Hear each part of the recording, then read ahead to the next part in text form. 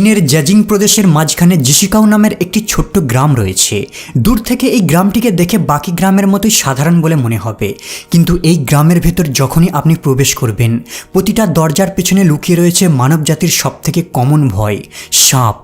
এই গ্রামের লোকেরা কেবল সাপের সাথেই বাস করে না, বরং এরা মুরগির মতো সাপকেও চাষ করে। এই গ্রামটি কেবল 800 জন জনগণ নিয়ে গঠিত, কিন্তু এদের মধ্যে 120টা ফ্যামিলি প্রতি বছরে প্রায় 3 মিলিয়নেরও বেশি সাপ প্রডিউস করে থাকে। আর এই সব কিছুই ঘটছে কেবল 4 স্কোয়ার মাইলের একটি ছোট্ট এলাকার মধ্যে। একটা সময় যখন এই প্রাণীটি এই গ্রামের সবথেকে ভয়ঙ্কর আতঙ্ক ছিল, কিন্তু বর্তমানে এরাই এই গ্রামের প্রতিটা লিভিং রুম, বেডরুমের কমন পোষ্য প্রাণী। এমনকি এখানে 3 বছরের বাচ্চারাও এই ভয়ানক সাপগুলিকে খেলনা হিসেবে আলিঙ্গন করে থাকে। গত 30 বছর ধরে এই গ্রামে প্রায় 100 মিলিয়নেরও বেশি সাপের প্রজনন হয়েছে। বিশ্বব্যাপী সাপ মার্কেটে চীন 70% সাপ সাপ্লাই করে থাকে, কিন্তু 20% সাপ কেবল এই একটা গ্রাম একাই সরবরাহ করে। চীনের এই গ্রামে সাপ চাষের সূত্রপাত হয় 1970-এর দশকের দিকে। সেই সময় এই গ্রামের একজন লোকাল চাষি, যার নাম ইয়াং হোং চং, মেরুদণ্ডের রোগে আক্রান্ত হয়েছিল। ইয়াং চিকিৎসার জন্য তার সমস্ত সঞ্চয়কে ব্যয় করে দেয়, কিন্তু তারপরেও কোনো কাজ হয়নি। ইয়াং হোং খুবই গরিব পরিবার থেকে বিলং করত, এই কারণে তার আরও দামি চিকিৎসা সাহায্য নেবার মতো সামর্থ্য ছিল না। তাই ইয়াং হোং হতাশ হয়ে একজন ট্র্যাডিশনাল চাইনা মেডিসিন ডক্টরের কাছে সাহায্য চাই। তিনি তাকে একটি ইউনিক ওষুধের প্রস্তাব দেন। বিষাক্ত সাপ ধরে তা দিয়ে মদ তৈরি করে খেতে বলেন। 1970-এর দিকে সাপের ঔষধ ছিল খুবই বিরল আর খুবই ব্যয়বহুল, যা ইয়াং এর সামর্থ্যের বাইরে। ইয়াং ঠিক করে সে নিজে সাপ ধরবে আর তা দিয়ে বাড়িতেই ওষুধ বানিয়ে খাবে, কারণ তার কাছে আর কোনো অপশন ছিল না। ভাগ্যক্রমে তার গ্রামের বাড়ির আশেপাশে প্রচুর বিষাক্ত সাপ বাস করত। ইয়াং এই সাপগুলিকে ধরে এর সাহায্যে মেডিসিন বানিয়ে নিয়মিত খেতে থাকে, আর আশ্চর্যজনকভাবে সে উপলব্ধি করতে পারে যে তার রোগ ধীরে ধীরে কমে আসছে। কিন্তু ধারাবাহিকভাবে 3 বছর ধরে সাপ ধরার প্র্যাকটিসের মধ্য দিয়ে ইয়ং সাপ ধরাতে দক্ষ হয়ে ওঠে, আর এই সাপগুলিকে লোকাল ব্যবসাদারদের কাছে বিক্রয় করে দিত। সেই সময় চীনে বিষাক্ত সাপের অনেক ডিমান্ড ছিল, তাই সে এই সাপগুলিকে অনেক চড়া মূল্যে বিক্রয় করত, যা তার রেগুলার আয়ের থেকে কয়েকশো গুণ বেশি। কিন্তু কন্টিনিউ সাপ ধরতে থাকার কারণে একটা সময় ওই গ্রামে সাপের সংখ্যার পতন দেখা দেয়। সাপ না খুঁজে পায়, ইয়াং খুব চিন্তিত হয়ে পড়ে। কিন্তু একদিন হঠাৎ তার মাথায় একটা দারুণ আইডিয়া আসে। সে ঠিক করে এদের প্রজনন ঘটিয়ে সাপের চাষ করবে। 1985 সালে নিজের গ্রামের বাড়িতে সাপের ফার্ম খোলার জন্য তার সমস্ত সেভিংকে ইনভেস্ট করে দেয়। শুরুর দিকে সে আর্থিক বিপর্যয়ের সম্মুখীন হয়, কিন্তু সে ধীরে ধীরে তার ভুল থেকে শিক্ষা পেয়ে তা শুধরে নিত, আর খুব দ্রুত সে সাকসেসও হয়ে যায়। ইয়াং প্রথমের দিকে একটি মাত্র প্রজাতির সাপ নিয়ে ফার্মিং করত, কিন্তু ধীরে ধীরে সাপেদের প্রজাতির সংখ্যা বাড়াতে শুরু করে, আর সে অনেকগুলি ফার্ম খোলে যেখানে সে বিভিন্ন প্রজাতির বিষাক্ত সাপেদের চাষ করত। উষ্ণ আর্দ্র জলবায়ু আর প্রচুর বৃষ্টিপাতের কারণে এই জায়গাটি সাপেদের প্রজননের জন্য একটি পারফেক্ট এলাকা ছিল।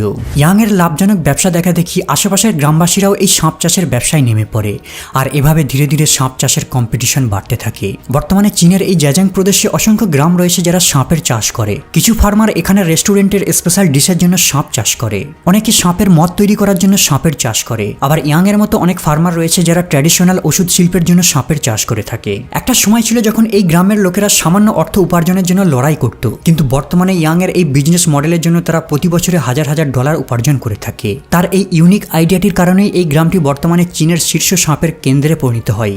বেশিরভাগ চাষ করা সাপগুলিকে মেডিসিন ফ্যাক্টরিতে ডেলিভার করা হয়, যেখানে সাপের লিভার আর পিত্তকোষের সাহায্যে ঔষধ তৈরি করা হয়। এছাড়াও এই গ্রামে সাপের চাষ হয় বিশ্বের বিভিন্ন দেশে এক্সপোর্ট করার জন্য, যেমন আমেরিকা, জাপান, সাউথ কোরিয়া। আর এদের স্কিনগুলিকে ফ্রান্স, ইটালিতে এক্সপোর্ট করা হয় লাক্সারি ব্র্যান্ডেড প্রোডাক্ট বানানোর জন্য।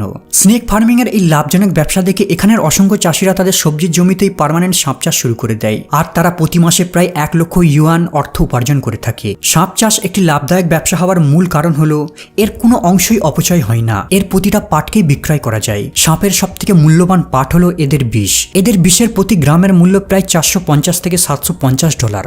সবথেকে বেশি ডিমান্ডেড আর হাই প্রাইস সাপ হলো নবজাত রেড ব্র্যান্ডেড স্নেক। যখন এই সাপগুলোর বয়স 1 সপ্তাহ হয়, ফার্মাররা এগুলিকে ঔষধ কোম্পানিদের কাছে বিক্রয় করে দেয়, কারণ এই সময় সাপগুলির মেডিসিনাল ভ্যালু অনেক হাই হয়ে থাকে। অন্যান্য বিষাক্ত সাপ যেমন কালো ডোরাকাটা সাপ, বিশেষ করে ভাইপার, এদের বিষাক্ত বিষের কারণে এই সাপগুলোর রেট অনেক হাই হয়ে থাকে। চীনের নাগরিকরা সাপকে বিভিন্ন রোগের প্রতিকারের জন্য ট্র্যাডিশনাল মেডিসিন হিসাবে ব্যবহার করে থাকে। এদের মাংস, কাঁটা, বিষ, তেল, চামড়া, ব্লাড, পিত্তকোষ সবকিছুকেই তারা রোগের ঔষধ বলে মনে করে। সাপের তেলকে তারা ত্বকের সমস্যা আর পোড়ার জন্য ব্যবহার করে থাকে। সাপের ওয়াইনকে তারা মনে করে সেই সব রোগকে আরোগ্য করতে পারে, যা এমনকি মডার্ন মেডিসিনও পারে না। না। আমরা ইয়াং এর কেসে এটা দেখেছি, তার রোগের বিরুদ্ধে এটা কার্যকর প্রমাণিত হয়েছে, যা তাকে সাপ চাষ করতে মোটিভেট করেছিল। ট্র্যাডিশনাল চাইনিজ মেডিসিন অনুযায়ী সাপের ওয়াইন রোগ প্রতিরোধের ক্ষমতাকে বাড়ায়। বেশিরভাগ চাইনিজরা অ্যালকোহল ড্রিঙ্ক করার পূর্বে স্নেক লিভার পিল ক্যাপসুল খেয়ে থাকে। তারা বিশ্বাস করে স্নেক লিভার পিল অ্যালকোহল থেকে লিভার ড্যামেজকে রক্ষা করে থাকে। এখানে সাপের স্যুপ অসুস্থ ব্যক্তিদের জন্য একটি কমন ডিশ। সাপের স্কিনকে দাঁতের ব্যথা থেকে মুক্তি পেতে ব্যবহার করা হয়। শরীরের ব্যথা আর জয়েন্টের সমস্যা থেকে মুক্তি পেতে চাইনিজরা বিশ্বাস করে সাপের ব্লাড হচ্ছে সবথেকে বেস্ট মেডিসিন। সাপের হাড়কে যক্ষা রোগ আর দুর্বলতা সাহায্যকারী মেডিসিন হিসেবে ব্যবহার করা হয়। আর সাপের পিত্তকোষকে মনে করা হয় জ্বর কমিয়ে দেয় আর দৃষ্টিশক্তিকে উন্নতি করে। চীনে আধুনিক চিকিৎসা পদ্ধতি শুরু হয় ইংরেজ মিশনারিদের সাহায্যে, কিন্তু অষ্টাদশ শতাব্দীর পূর্বে চীনের একমাত্র চিকিৎসা ব্যবস্থা ছিল ট্র্যাডিশনাল চাইনিজ মেডিসিন, যেখানে হার্বাল মেডিসিনের সাথে বিষাক্ত সাপেরও সাহায্য নেওয়া হতো। বর্তমানেও চীনে এই ট্র্যাডিশনাল চিকিৎসার পদ্ধতি খুবই জনপ্রিয়। এমনকি চীনের মূল ভূখণ্ড হংকংয়ে 65% বয়োজ্যেষ্ঠ ব্যক্তিরা রোগের প্রতিকার হিসেবে ট্র্যাডিশনাল চিকিৎসা পদ্ধতিতেই বিশ্বাস করে থাকে। শুধু তাই নয়, সমীক্ষায় দেখা গেছে জাপান, দক্ষিণ কোরিয়া, সিঙ্গাপুরেও প্রায় 50% মানুষ চীনের এই ট্র্যাডিশনাল চিকিৎসার সাহায্য নিয়ে থাকে। কিন্তু বন্ধুরা, সাপ চাষ যতটা লাভদায়ক ব্যবসা, তার থেকেও বেশি রয়েছে এই ব্যবসায় জীবনের ঝুঁকি। প্রতিটা মিনিট সাপের কামড়ের ভয় আর মানসিক যন্ত্রণা অপ্রতিরোধ্য। এই কারণে অনেক স্নেক ফার্মার একবার বিষাক্ত সাপের কামড় খাওয়ার পরই সাপ ফার্মিং পুরোপুরিভাবে ছেড়ে দেয়। বেশিরভাগ চাষিরা রবারের গ্লাভস পরেই সাপ হ্যান্ডেলিং করে থাকে, কিন্তু এমন কিছু সময় রয়েছে যেখানে তাদের খালি হাতে সাপের গায়ে হাত দিতে হয়। তারা সিম্পলি রিস্ককে অ্যাকসেপ্ট করে নেয়। শুধুমাত্র বিষাক্ত সাপের কামড়ই বিপজ্জনক নয়, এমন কিছু অবিষাক্ত সাপ রয়েছে যাদের কামড়ে টিটেনাসের মতো গুরুতর সংক্রমণ দেখা দেয়। বেশিরভাগ স্নেক ফার্মার সাপের কামড় খাওয়ার পরে ইমিডিয়েটলি হসপিটালে ছোটে না। পরিবর্তে তারা নিজেরাই বিষ বের করার চেষ্টা করে, ক্ষত জায়গাটিকে ওয়াশ করে নেয় আর ট্র্যাডিশনাল মেডিসিনের সাহায্য নিয়ে থাকে।